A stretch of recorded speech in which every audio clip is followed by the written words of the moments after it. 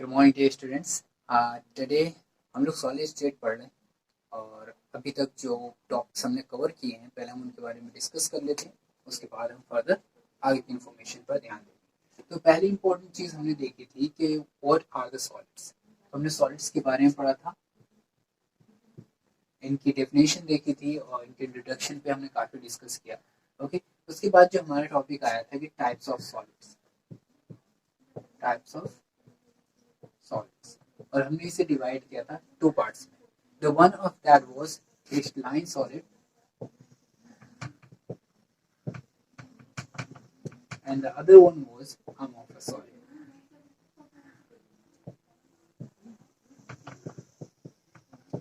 हमने बात की थी क्रिस्टलाइन सॉलिड्स जो होते हैं उनमें जनरली क्या होता है, जो एटम्स होते हैं और मॉलिक्यूल्स और आयंस होते हैं जिन्हें हम बोलते हैं कॉन्स्टिट्यूएंट पार्टिकल्स, वो क्या होते हैं, एक ऑर्डर में रेगुलर पैटर्न में अरेंज रहते हैं, जिसकी वजह से जो इनकी स्ट्रक्चर्स होती है वो काफी रेगुलर होती है। फिर हमने अमॉर्फस की बात की थी। अमॉर्फस सॉलिड्स वो होते हैं जिनमें इनका अरेंजमेंट जो होता है वो फिक्स नहीं होता, ये एकदम रिपीटेडली पैटर्न फॉलो ना करके एक शॉर्ट रेंज वाला पैटर्न फॉलो करते हैं। मैंने बताया था कि अमॉर्फस का मीन होता है no form, no form. This is one of Greek word and that's mean is no form. अच्छा, फिर इन टाइप्स के बाद हमने डिस्कस किया था types of crystalline solids, types of crystalline solid, और इसमें हमने इसके 4 टाइप्स के बारे में डिस्कस किया है। जैसे कि first one we studied about molecular solid, molecular crystalline solid, और हम जानते थे जो मॉलिक्यूलर क्रिस्टलाइन सॉलिड्स होते हैं उसमें मॉलिक्यूल्स आपस में मिलने के बाद क्या करते हैं, सॉलिड्स बनाते हैं, जिसमें पहला था नॉन पोलर,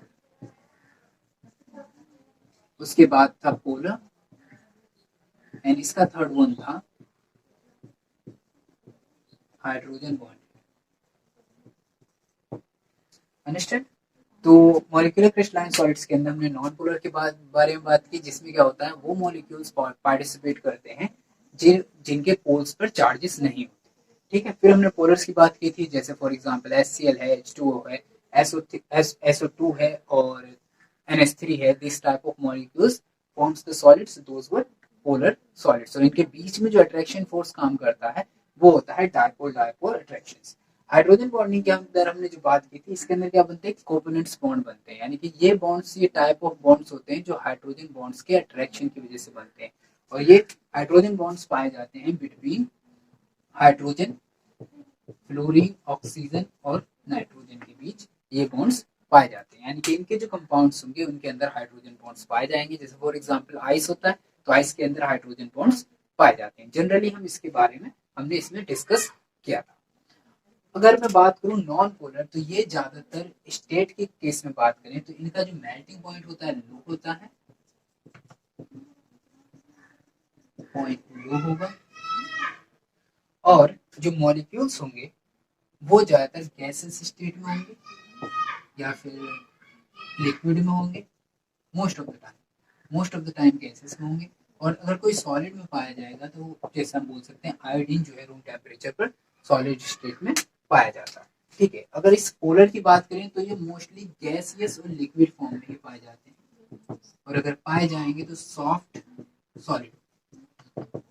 ठीक, जैसे फॉर एग्जांपल अगर हम पोलर केस में बात करेंगे तो आइस है, ये नॉर्मल टेम्परेचर पर लिक्विड में वाटरी फॉर्म में पाया जाता है, गैस HCl वगैरह इनके केसेस आ जाएंगे।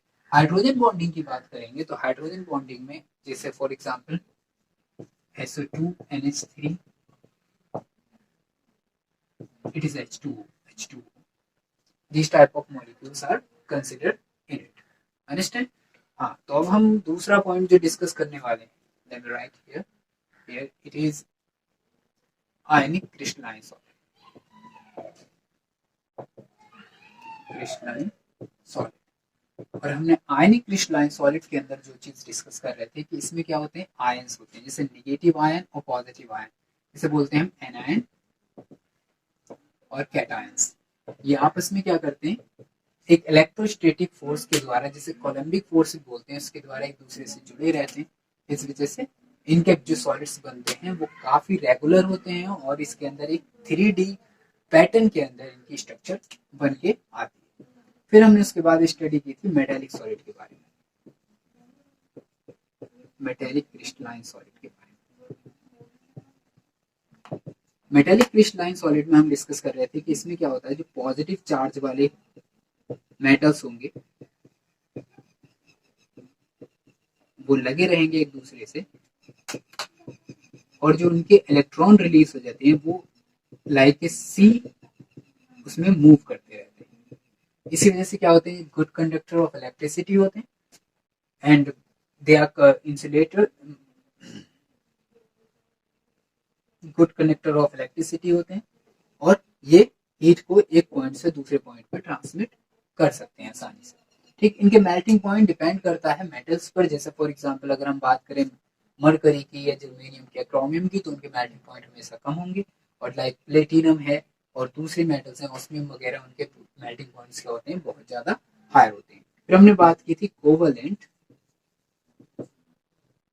और नेटवर्क क्रिस्टलाइन सॉलिड की। इसमें बात की थी हमने डायमंड के बारे में और सिलिकॉन कार्बाइड के बारे में एंड पीएन के बारे में। ये कंपाउंड्स जो होते हैं इस कोवेलेंट के केस में, इनके अंदर क्या होता है, एक बहुत ज्यादा सॉलिड स्ट्रक्चर पाई जाती है जो अपने एटम्स को क्या करे रहती है, बांधे रहती है बहुत ज्यादा अट्रैक्टिव फोर्स से। इनका जो मेल्टिंग पॉइंट होगा बहुत ज्यादा हायर होगा, और मेल्टिंग पॉइंट हायर होने के पहले ही अगर आप इन्हें मेल्ट करने की कोशिश करें तो उससे पहले ये क्या हो जाते हैं, डिकम्पोज हो जाते हैं। इसमें एक एक्सेप्शन आता है कि इसके केस में ये जितनी भी नेट कोवेलेंट कंपाउंड्स होते हैं या कोवेलेंट क्रिस्टलाइन सॉलिड्स होते हैं, उसमें एक जनरल चीज ये होती है, ये इंसुलेटर्स होते हैं और इलेक्ट्रिसिटी का कंडक्शन नहीं करते। यहाँ पर जो एक मेन पॉइंट है, जैसे ग्रेफाइट, ग्रेफाइट जो है एक एक्सेप्शन है। इसके केस में क्या होता है, ये इलेक्ट्रिसिटी का कंडक्शन बहुत आसानी से करता है। इसकी स्ट्रक्चर मैंने पहले ही बताई थी। इसकी स्ट्रक्चर जो होती है 3 लेयर स्ट्रक्चर होती है।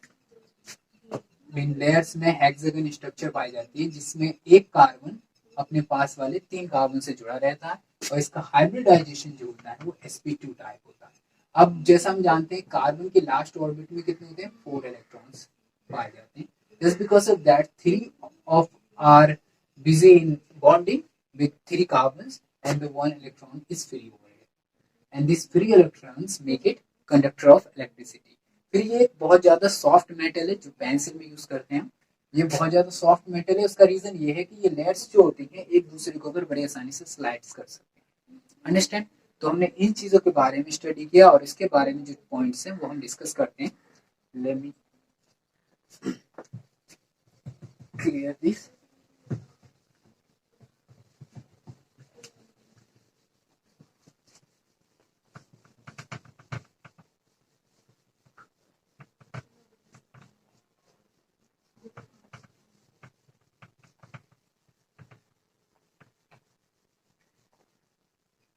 Okay, alright.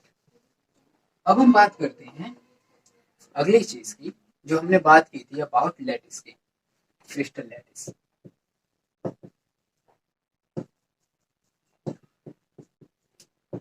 क्रिस्टल लैटिस में हम लोग बात कर रहे थे, जो क्रिस्टल लैटिस होती है इसमें क्या होता है, जो कॉन्स्टिट्यूएंट पार्टिकल्स होंगे वो एक रेगुलर अरेंजमेंट में 3 डायमेंशंस के अंदर क्या रहते हैं, अरेंज रहते हैं। ठीक, उससे क्या बनता है, उसे हम क्रिस्टल लैटिस कहते हैं। और इस क्रिस्टल लैटिस की जो सबसे छोटी यूनिट होगी, जिसको अगर हम बार बार रिपीट करते जाएं again and again three dimensional space में, तो हमें एक पूरा क्रिस्टल मिल जाता है, उसे हम बोलते हैं यूनिट सेल।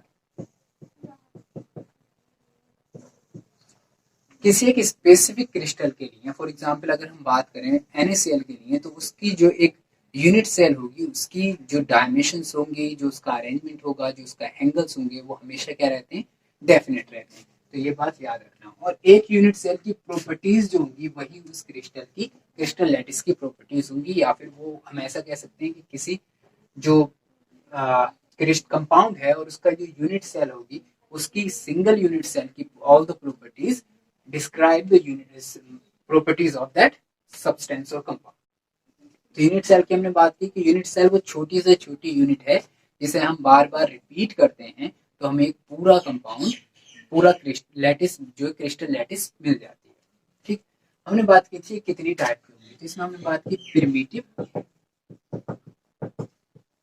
या फिर इसे हम सिंपल भी बोलते हैं और बेसिक भी बोलते हैं, यूनिट सेल, यूनिट या फिर cubic unit,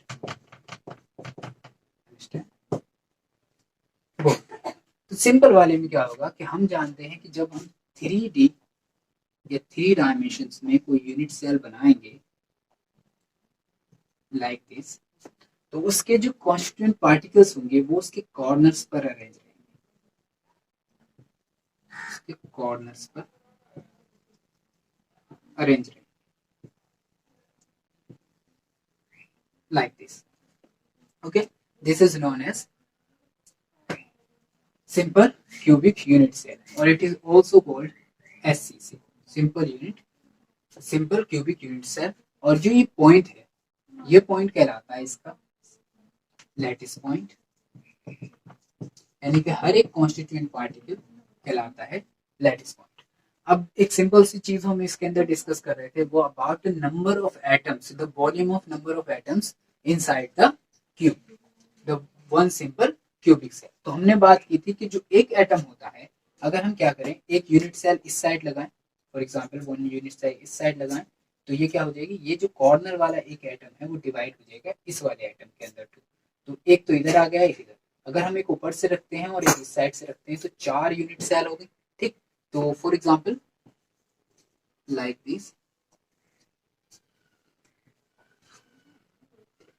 I took this constituent particle common over here. ठीक है, तो ये आप मान के चले कि ये सामने वाला है। ठीक है, तो इस सामने वाला जो ये पॉइंट है, जो लैटिस पॉइंट है, इसी को हम मान लेते हैं कि ये क्या है, इसके बीच में। इसका मतलब सिर्फ एक लैटिस पॉइंट 4 के अंदर डिवाइडेड है। अब फॉर एग्जांपल 4 ही यूनिट सेल इसके ऊपर से रख दी जाती है। ठीक है, तो 4 यूनिट सेल ऊपर से आ जाएंगी जो इस साइड से लगाएंगे हम, और हम क्या देखेंगे कि एक जो पॉइंट होगा वो डिवाइडेड रहेगा इन 4 बैक साइड वाली और 4 उसके फ्रंट साइड वाली यूनिट सेल के अंदर। तो इसका मतलब हो गया कि जो उसके एटम, अगर ये 8 एटम्स होते हैं तो 8 इंटू और 1/8 पार्ट जो होता है एक यूनिट सेल के अंदर आता है। तो अगर 8/8 हो गया तो यहाँ पर बचता है हमारे पास 1। तो मतलब एक यूनिट सेल के अंदर, जो एक सिंपल क्यूबिक यूनिट सेल है, उसके अंदर सिर्फ और सिर्फ 1 एटम का वॉल्यूम ऑक्युपाई होता है। तो there is 1 atom volume is inside the simple cubic unit cell. Understand? अच्छा, अब दूसरी हम जो बात करेंगे, we know about the Z is 1 for simple cubic unit cell. The second one आता है non primitive,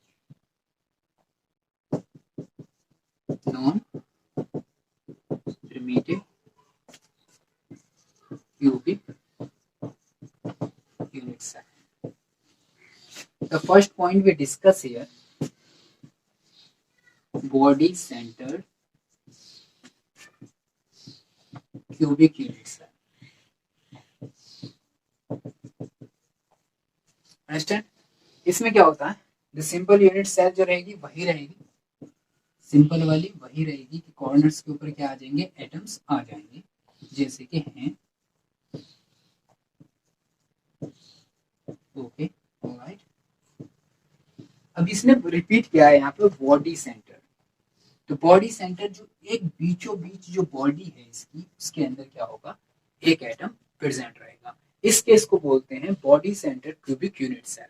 अब इसमें क्या हुआ कि हमने देखा, जैसे हमने देखा कि Z के केस में क्या, जब हम इसका कैलकुलेट करेंगे mean number of atom in 1 unit cell, तो हम क्या देखते हैं, Z इक्वल टू है 8 इंटू 1/8 प्लस, और एक एटम जो है बॉडी के अंदर है, तो बॉडी के अंदर जो एटम्स होगा वो कंप्लीटली क्या होगा, इनसाइड ऑफ यूनिट सेल होगा। तो इसे हम 1 का 1 ही ले लेंगे। ठीक है, तो 8 तो काट देना 8 को, तो हमारे पास क्या बचा, यहाँ पर 1 बचा 1, और हमारे पास टोटल आ जाता है ये 1 + 1, और हमारे पास टोटल हो जाता है 2।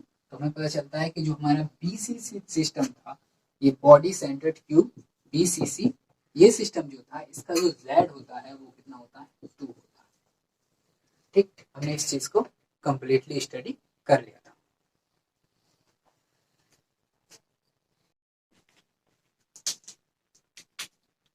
तो हमने देखा सिंपल क्यूबिक सेल के लिए देख लिया, हमारे Z जो आता है वो आता है 1, और जो BCC के लिए Z आया था वो आया था 2। अब हम बात करते हैं face centred cubic unit cell. ठीक, तो पहले तो हम बनाएंगे सिंपल यूनिट सेल, जिसके अंदर क्या होगा, इसके कॉर्नर्स के ऊपर एटम रहेंगे एज इट इज, जैसा हम सिंपल क्यूबिक सेल में देखते हैं। ठीक है, अब यहाँ पे जो वर्ड रिपीट हुआ है फेस सेंटर, ठीक, इट इज फोकसिंग। तो यहाँ पर क्या होता है, एक एटम आपका इस फेस पर होगा, दूसरा इस फेस पर होगा, यानी कि एक चीज को जो हम नोटिस कर रहे हैं यहाँ पर कि एक क्यूब के अंदर कितने फेसेस होते हैं, 6 फेसेस होते हैं, यानी कि 6 फेसेस के ऊपर all of them have the one atoms on each of the face। ठीक, तो हर एक फेस के ऊपर हमारे पास एक एक एटम आ चुका है। अब हम देखते हैं कि हर एक फेस के ऊपर एक एटम आ गया। अब हम क्या करते हैं कि एक यूनिट आप क्या करें, इसके ऊपर से रखें। For example I put these unit over, और आप क्या नोटिस करेंगे कि ये सब वाली जो एक फेस है वो शेयर हो रहा है ऊपर वाली यूनिट के अंदर। ठीक, तो ये सब वाला जो एटम होगा इसके फेस पर वो शेयर होगा ऊपर वाली यूनिट के अंदर 2। ठीक, तो जब हम इसका Z निकालेंगे तो Z के केस में क्या होगा, FCC के 8 कॉर्नर वाले हैं जो 1/8 है ईच यूनिट सेल के अंदर, और जो फेस वाले हैं कितने हमारे पास 6 हैं। और तो स्टडी करना था हमें कि जो नंबर ऑफ एटम्स होते हैं FCC के अंदर, तो हमने देखा था कि Z निकालने के लिए क्या होगा 8 × 1/8। तो यहाँ पर ये चीज़ तो क्लियर है कि जो कॉर्नर्स पर एटम्स होते हैं उसका 1/8 पार्ट जो होता है एक यूनिट सेल के अंदर होता है। लेकिन अगर हम बात करें जो फेसेस पर प्रेजेंट होंगे, तो फेसेस के बारे में हम जानते थे कि फेसेस पर जो प्रेजेंट होते हैं उसका हाफ पार्ट जो होता है एक यूनिट सेल में होता है और हाफ जो होता है दूसरी यूनिट सेल में होता है। इस वजह से क्या होने वाला है यहाँ पर कि हमें ध्यान रखना है कि जो हाफ पार्ट है अगर हम उसे काटते हैं 2 से डिवाइड करते हैं 6 को, तो हमें वैल्यू मिल जाती है यहाँ पर कम्प्लीटली 3। तो यहाँ पर 1 + 3 = 4 कहलाता है। Understand, you have to keep this remember. तो FCC के अंदर 4 एटम्स होते हैं।